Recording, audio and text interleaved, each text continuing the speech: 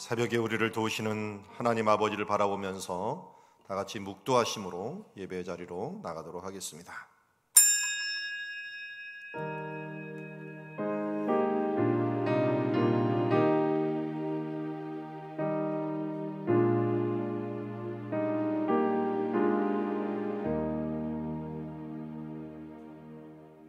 우리의 힘이 되신 여호와여, 우리가 주님을 사랑합니다. 우리에게 가장 좋은 것을 주시기 위하여 아들을 아끼지 아니하시기까지 우리에게 최고의 것을 날마다 베풀어 주시는 하나님께 감사와 송축을 드립니다.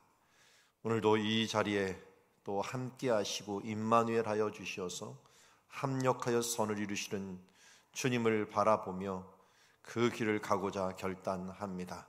말씀과 기도로 우리를 거룩하게 하옵소서. 예수님의 이름으로 기도드리옵나이다. 우리 찬송가 254장 함께 찬양하며 나가도록 하겠습니다.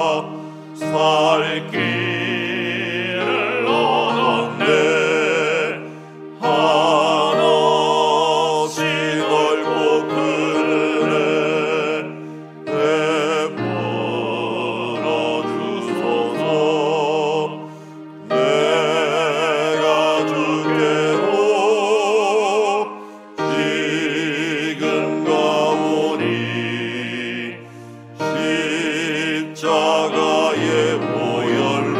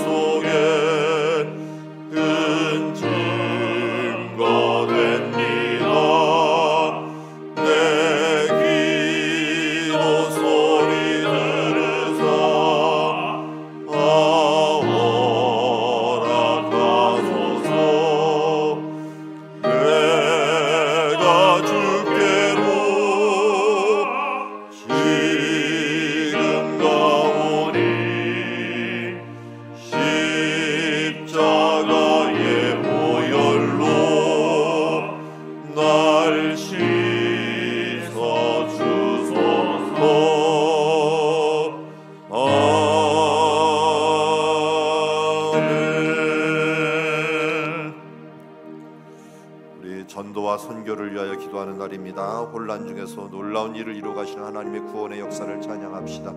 그리고 수원 용인 화성 지역 가난한 심령들이 돌아오게 하시고 선교지와 선교사님들에게 지혜와 권능을 도하여 주시옵시고 전도 폭파 훈련들을 통하여 또 훈련자들을 위하여 기도하면서 우리 70여 명의 접촉자들이 주님 안에서 구원받고 확신받는 주님의 역사가 있어지게 하여 주시옵소서. 우리 위하여 함께 기도하며 나가도록 하겠습니다. 아버지 하나님, 오늘도 주님을 바라보며 기도하며 나아갑니다. 주님께서 우리에게 이루실 놀라운 일들을 기대하며 나아갑니다. 주님께서 우리 이 지역에 우리를 뿌려놓으셨고 또 열매 맺기를 원하시는 하나님의 뜻입니다.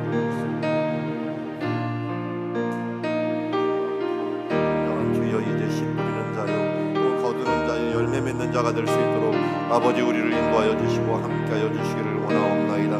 주님, 혼란 중에도 주여 이제 전염병 속에서도 당신은 일하고 계시고 최선의 것으로 우리에게 주시는 줄 믿습니다. 하나님의 구원의 역사, 생명의 역사, 주여 이제 하나님의 치유의 역사와 돌봄의 역사가, 주여 사랑의 역사가 함께 있어지게 하여 주시옵소서.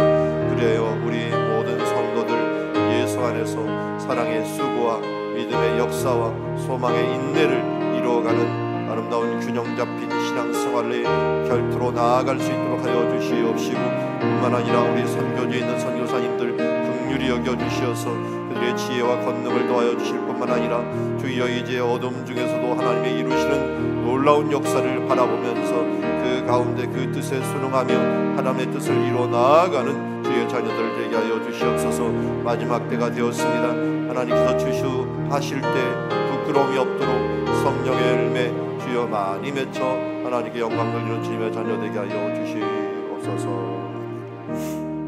하나님 감사합니다. 우리로 하여금 사명자로 세워주시고 이 땅에 있어야 될 이유가 바로 증인되는 사역이요 또 하나님의 구원을 이루는 사역이라고 하였사오니 그 구원을 온전히 이루어 나가는 주의 자녀들 모두 되게 하여 주시옵소서. 예수님의 이름으로 기도드리옵나이다.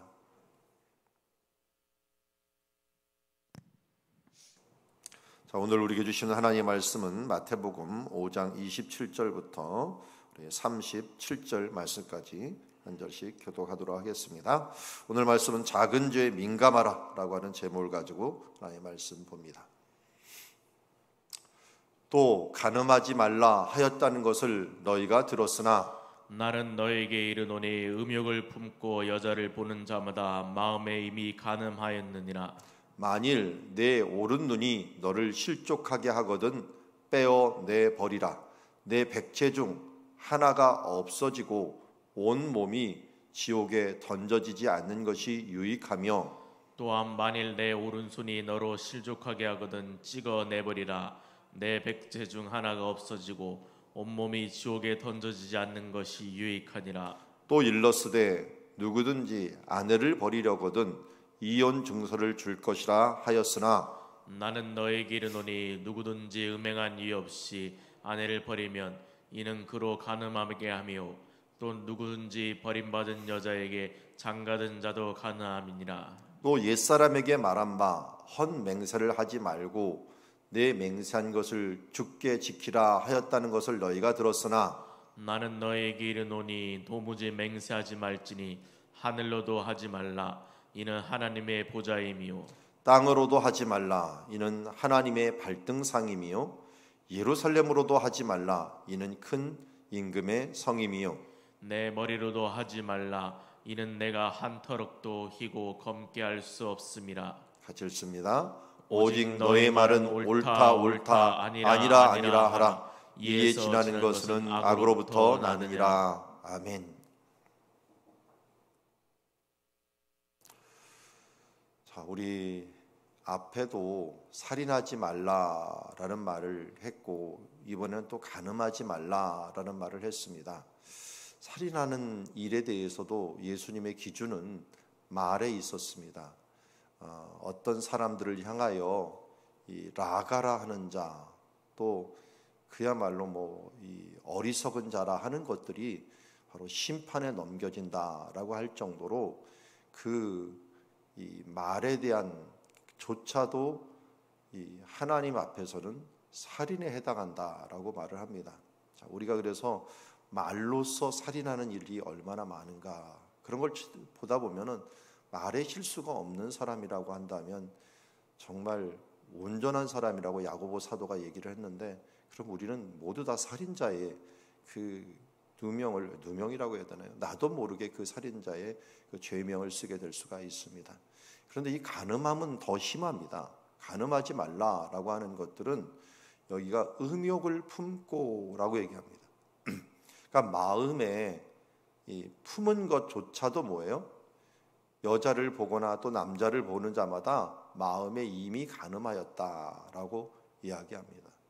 이런 기준에 의한다면 정말 간음하지 않는 사람이 누가 있을까? 스쳐가는 생각조차도 우리가 이렇게 하나님 앞에서 정말 우리는 부족한 자구나. 그래서 율법을 통해서 또 이 복음을 통해서 우리는 제일 먼저 깨달을 것은 내가 죄인이다. 이 마음만 중요한 게 아니라요, 이 음욕에 있어서는 27절에 보니까 눈이 또 중요해요. 이 안목의 정욕이라 그러잖아요. 눈이 너로 실족하게 하거든 빼어내버리라. 내 백체 중 하나가 없어지고 온몸이 지옥에 던져지는 것이 유익하니라. 심지어 이제 마음에서 눈으로 와요. 눈에서 이제 또 30절에는 어떻게 돼요? 손으로 와요. 손.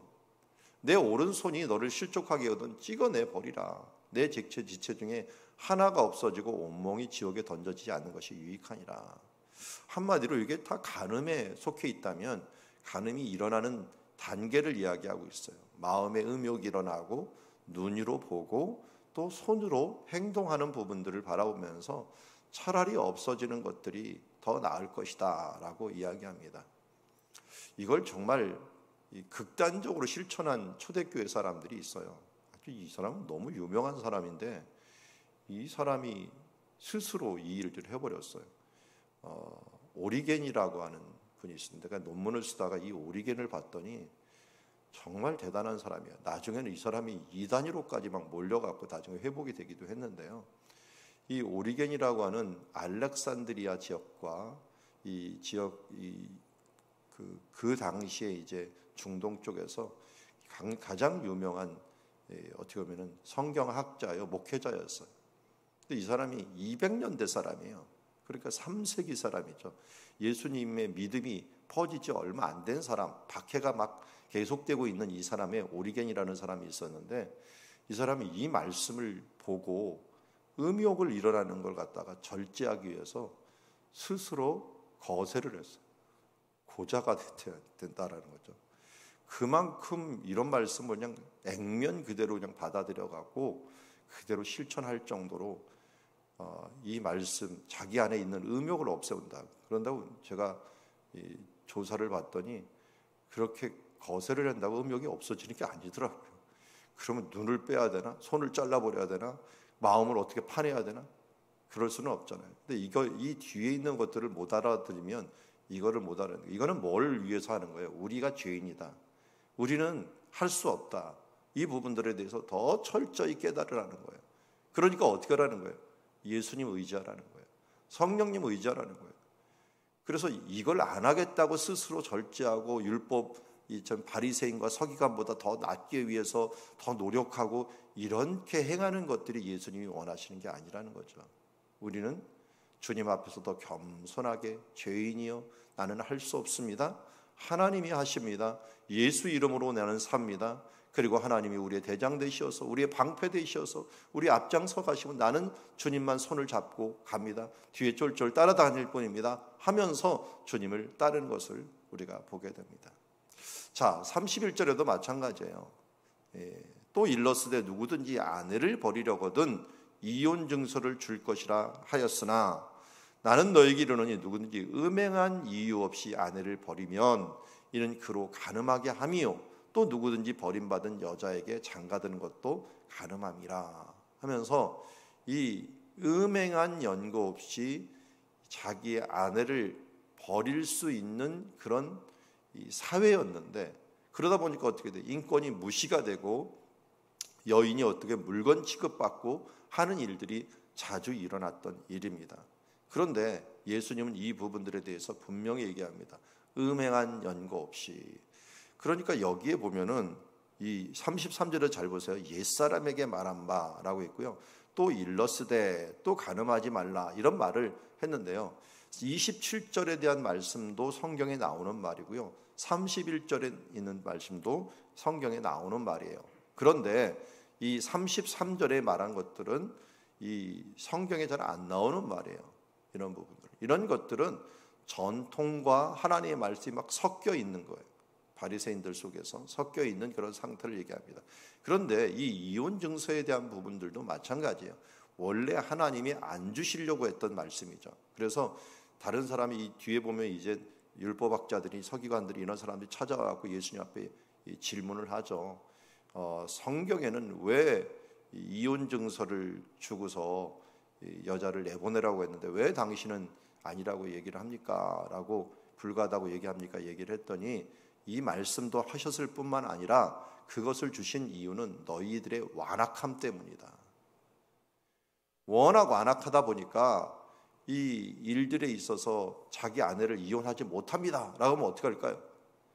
그를 들들들들 볶아갖고 못 살게 만들어갖고 어떻게 도태시키거나 죽게 만들 수 있는 더 큰 학대가 있을 것 같아서 하나님께서 너희들의 완악함 때문에 주신 것이다 라고 하는 말씀을 하셨습니다.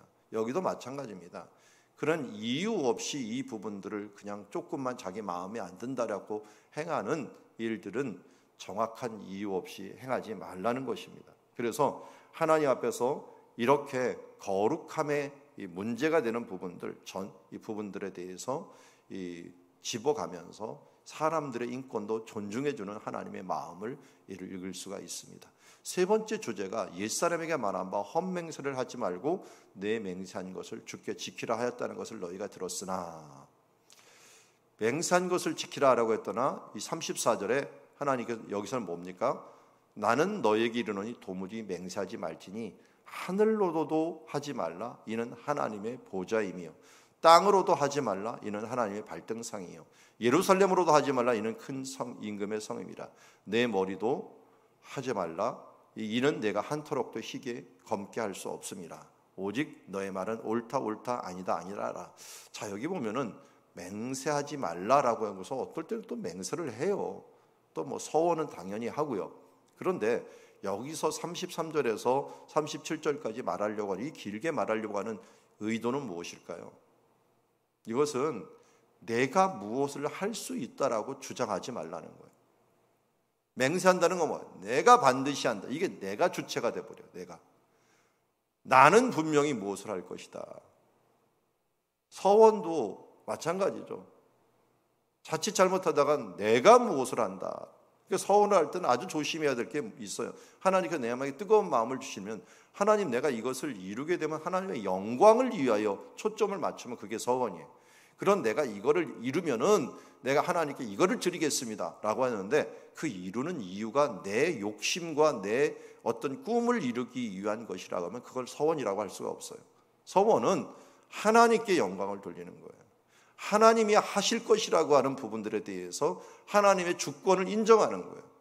그런데 여기 보면은 이 맹세한다라고 하는 것은 자기 자신이 맹세를 해서 하나님의 영광보다는 내가 반드시 이룰 것이다 라고 하는 그런 태도는 지니지 말라는 것입니다. 하나님이 하실 뿐만 아니라 성령님이 하십니다. 우리가 하나님의 증인되는 사역도 어떻게 이루어준다고요? 성령이 너에게 임하시면 너희가 권능을 받고 예루살렘과 온 유대와 사마리아 땅끝까지 이뤄 내 증인이 되리라. 예수님께서도 우리 마가의 다락방 강화에서 설교에서 얼마나 많이 말씀하신 것이 성령님입니다.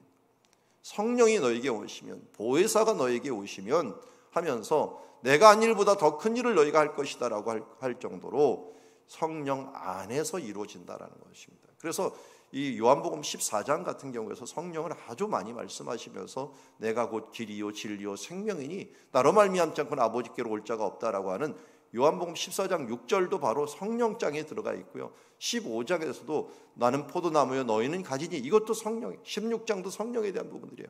다 이야기를 하면서 이게 성령 안에 있다는 건 뭡니까? 결국 예수 안에 붙어 있다는 겁니다. 예수의 이름으로 산다는 것입니다. 이렇게 살아갈 때 어떻게 합니까? 하나님께서 이루신다는 거예요. 자, 우리가 조심할 것들, 하나님의 말씀을 의도를 잘 알아야 돼요. 이 말씀 제가 잊혀지지 않는 것이, 한 번은 어느 팀, 그러니까 이스라엘에서 가이드를 하는데, 이 팀은 좀 특별한 팀이었어요. 그래서 이스라엘 히브리 대학 안에 들어가고 강의를 듣는 시간이었습니다. 이 강의를 듣는데 이 이스라엘의 문화, 이 부분들에 대해서 어떤 강사가, 유대인이 한번 강의를 하는데 이걸 하더라고요. 성경 이야기를 이걸 하면서 예수님이 성경 외에도 이스라엘의 전통에 대한 부분들을 잘 알고 있어서, 이 전통이 뭐냐면 바리새인들의 전통이거든요. 성경이 이어지는 바리새인들의 전통, 이런 부분들을 가지고도 말씀을 하셨다. 그러니까 할라카라고 부르기도 하고 아가다라고 부르는 이런 부분인데요. 이런 부분들을 가지고 말씀하셨다는 것으로 여기서 옛사람에게 말한 바, 이런 부분들을 이야기하는 것을 들었습니다. 여러분, 우리 사회에는 나도 모르게 성경 말씀을 어떻게 해석하느냐도 문제이고, 해석한 것을 법제화시켜 갖고, 뭐 예를 들어서 이런 거잖아요. 뭐 우리 기독교인들은 술 마시지 말라, 담배 피지 말자, 뭐 이런 부분들이 있잖아요. 이런 부분들이 우리의 전통으로 왔지만, 자칫 말씀도 그렇고 전통도 그렇고, 이 뭐 주일 성수도 그렇고, 뭐 주일 성수는 성경에 나오니까요. 그런 이 성경에 안 나온 부분들에 대해서 전통이 분명히 있어요. 그런데 이런 부분들에 대해서도 다 뭐예요? 예수님께서 오늘 말씀하려는 게 뭐예요? 의도를 알아라. 하나님의 의도가 무엇인지 알아라.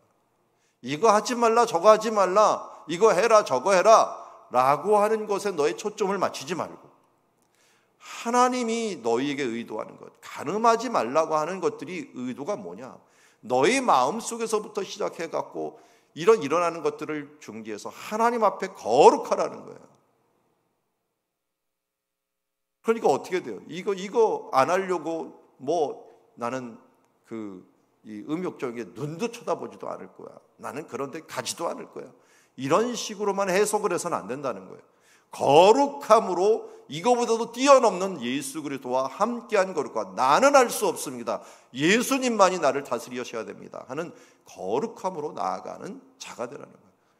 우리 부자 청년 이야기 알잖아요. 나는 이것도 지켰고 저것도 지켰고 하면서 스스로 의롭다 여겼지만, 실제적으로 하나님 앞에 해야 될 것들을 하지 않은 것들, 가난한 자를 도와주지 못하는 그 부분들에서 자기는 그 부분들에서 근심하며 떠나가는 모습들을 바라보면서, 우리가 하나님의 의도를 알지 못하면 아무리 말씀을 많이 안들, 아무리 좋은 전통을 가진들, 그의 삶이 하나님을 기쁘시게 할 수 없다는 것입니다. 간음하지 말라, 살인하지 말라, 또 여기에서는 이혼 증서를 줘라, 그리고 또 헛맹사를 하지 말라, 이런 모든 것들이 우리가 성령을 따라 사는 삶을 통하여 완성이 된다는 것입니다. 성령의 도움 없이는 아무 열매도 있을 수 없다. 앞에서 우리 5장에서 이미 말했지만, 너의 착한 행실로, 너의 빛이 되고 소금이 되는 삶으로 하나님께 영광을 돌리게 하라 라고 했는데, 우리가 하지 말라, 하라 라고 하는 것에 초점을 맞추지 말고, 하나님의 의도가 무엇인가, 하나님의 마음을 읽어요. 그러면 하나님의 마음은 어떻게 읽어요? 성령님이 하나님이십니다.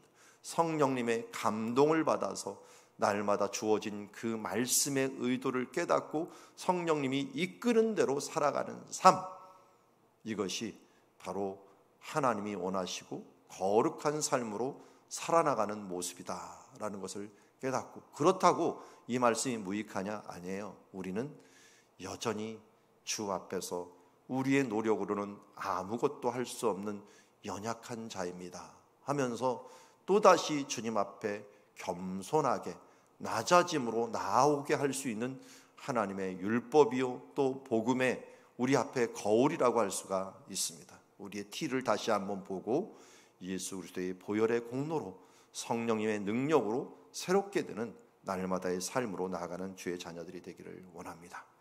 오늘도 율법의 기능과 또 오늘 복음의 기능 마찬가지입니다. 마음의 죄를 깨닫고 이혼에 대한 문제라든지 맹세에 대한 문제라든지 하나님의 의도를 깨닫고 성령으로 새롭게 되어 이전 것은 지나갔으니 보라 새 것이 되었도다. 오라 나는 곤고한 자로다. 누가 사망의 몸에서 나를 건져내랴. 우리가 육신이 있는 한 어찌할 수 없는 이 모습 안에서 또 겸손하고 또 겸손해서 하나님 앞에 날마다 사모함으로 나아가고 은혜 주시기를 원하여 나아가는 주의 자녀들이 되기를 주의 이름으로 축원합니다. 기도하겠습니다. 하나님 아버지, 오늘 마태복음 5장 27절에서 37절에 있는 말씀을 보면서 주님, 우리의 모습을 거울로 보는 것 같습니다. 누가 이 마음의 죄에서 자유로울 수 있겠습니까? 누가 살인자가 아니고 누가 간음자가 아니고 누가 하나님 앞에서 이제 그 율법 앞에서 정말 자유로울 수 있는 사람이 누구입니까? 우리들의 입술에, 우리들의 마음에 지은 모든 죄를 주님께서 십자가에서 지시고 죽으심으로 말미암아 용서하여 주신 것 정말 감사하고 하나님께 영광을 돌립니다. 주님, 이제 주님 앞에서 새롭게 된 주님의 자녀들, 내 힘으로 내 능력으로 살아가지 않고 주님이 하셨습니다. 이제 주님이 하십니다. 주님이 하실 것입니다. 성령님이 하셨습니다. 성령님이 나를 이끌고 가십니다. 성령님이 주님 천국 나라에 이를 때까지 이끌어 주실 것입니다. 오늘도 성령님 의지하며 거룩한 하나님의 백성답게 살아가는 하루 순간순간이 될 수 있도록 이끌어 주시옵소서. 예수님의 이름으로 기도드리옵나이다. 아멘. 오늘도 주신 말씀